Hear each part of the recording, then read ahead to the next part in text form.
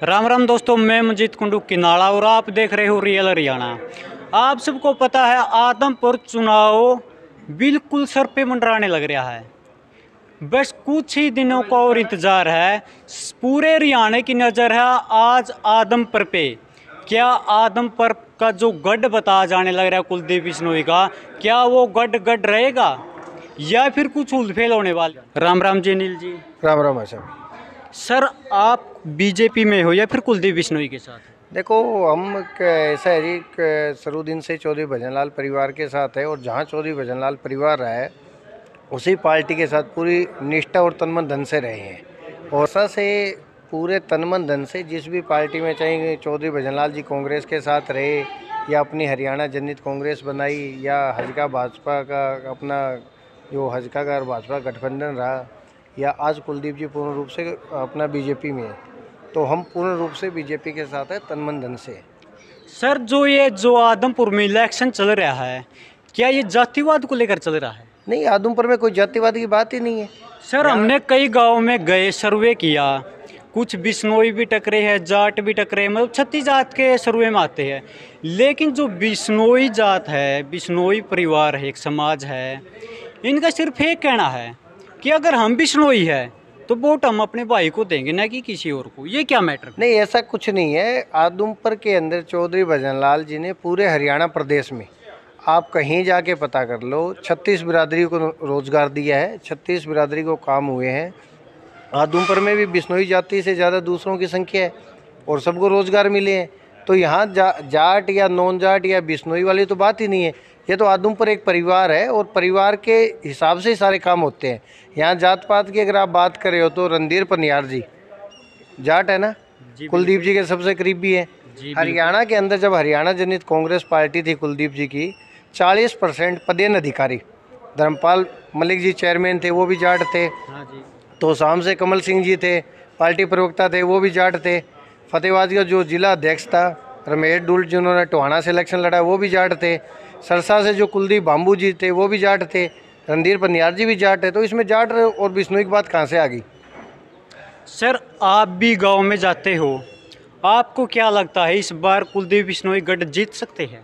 देखो, गढ़ तो जीता हुआ है, यहाँ तो मार्जिन की बात है कि मार्जिन कितना है। और मार्जिन आप ये मान के चलो इस बार 1 लाख पार है, कहीं हार जीत की तो बात ही नहीं है।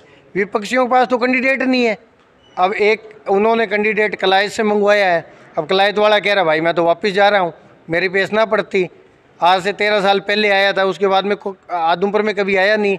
उसने रिक्शा वाले की दिहाड़ी उसने ना दी, गाड़ी वालों के तेल के पैसे उसने ना दिए, पंप वालों के पैसे उसने ना दिए। तो वो आज किस मुंह से यहाँ के वोट मांग रहे हैं आदमपुर में?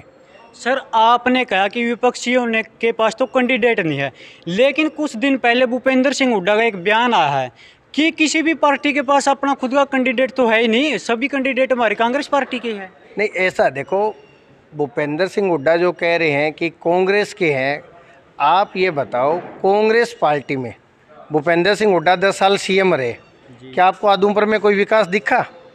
आज वो किस विकास के मुंह से यहाँ वोट मांगने आ रहे हैं? किस मुंह से रैलियाँ कर रहे हैं कि आप हमें वोट दो? उनको नकार दिया है। उनको तो खुद सीएम रहते 2014 में जब वो रोहतक इलेक्शन हार गए विधानसभा, तो उसी दिन जनता ने अपने प्रदेश से नकार दिया उनको। तो यहाँ कोई मुकाबला नहीं है, ये भाईचारा का इलेक्शन है। आदमपुर की जनता इलेक्शन लड़ रही है।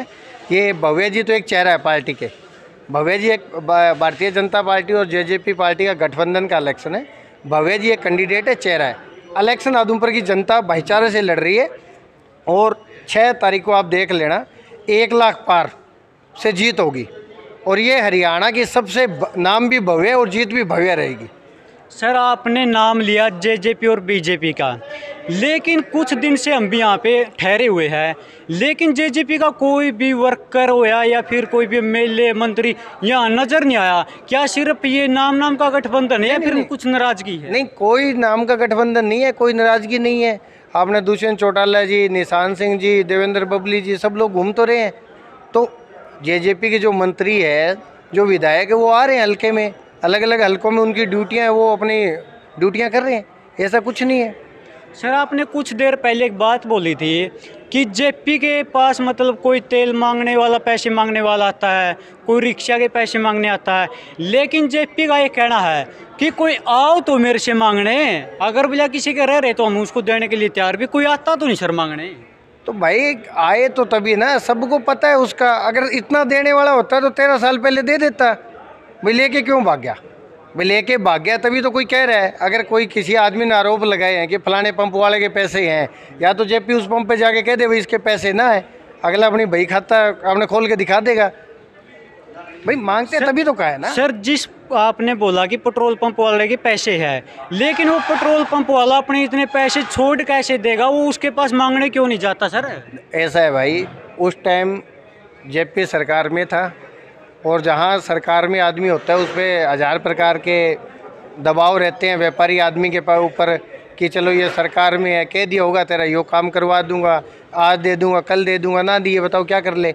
अब एक अगर विधायक मंत्री है तो कोई उससे आपने झगड़ा थोड़ी कर सकता है, व्यापारी आदमी जाके रिक्वेस्ट ही कर सकता है।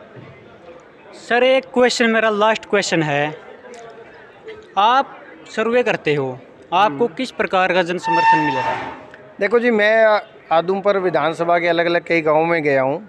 वैसे तो मेरा भी पैतृक गांव यही है, सारंगपुर गांव का ही हूँ मैं, पैतृक गांव मेरा यही है। मेरे गांव में आज भी गया मैं, बाना बोडिया भी जाके आया, अभी सदुलपुर को ढानियों से होके आया मैं। तो हर जगह का जो इंटरनली जो है लोगों का रुझान, एक तरफा इलेक्शन है, कहीं कोई कंपटीशन नहीं है। विपक्ष पार्टी तो सिर्फ अपनी खाना पूर्ति पूरी कर रही है और इससे ज़्यादा कुछ नहीं है। तो दोस्तों आपने सबने सुने अनिल सर के बयान, आपको क्या लगता है? सभ्य शब्द के साथ कमेंट सेक्शन में अपनी राय ज़रूर रखें। और एक सवाल आप सबसे भी, जीतने वाले कैंडिडेट का नाम कमेंट सेक्शन में अवश्य दें। राम राम, जय जवान जय किसान।